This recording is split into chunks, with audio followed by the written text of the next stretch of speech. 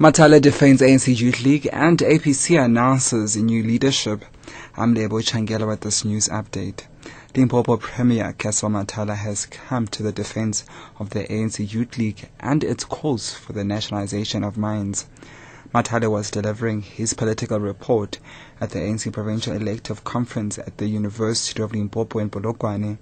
Matale, a strong ally of suspended ANC Youth League President Julius Malema, says draconian laws must not be used to punish the league.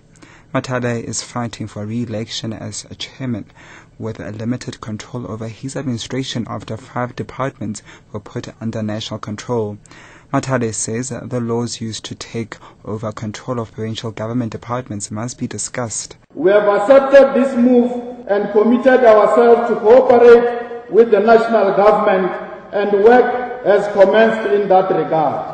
It must also be understood that as the organization, there are processes to discuss how we should deal with issues of governance going forward, around how we must deal with Section 100 and Section 139 as an organization, because it is only the African National Congress that contests elections and nobody else.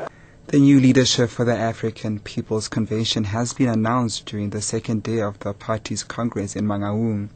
All 6 executives have been elected uncontested by the National Congress. Themba Godi has been re-elected as president.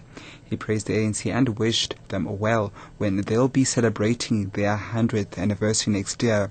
However, Godi says the ANC nevertheless needs to rediscover the dignity and traditions the party triumphed before coming to power. Our observation as the APC from afar is that the ANC does need to rediscover some of its best traditions that seem to have been lost once they got to power.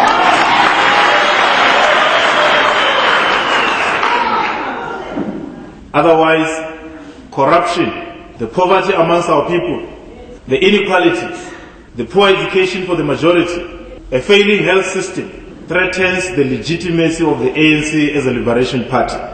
And we believe, when we look at it today, it looks like a giant on its knees. State Security Minister Siyabonga Cwela says he hopes younger members of the ANC will draw inspiration from Dr. Sizakela Siqashi's life and work.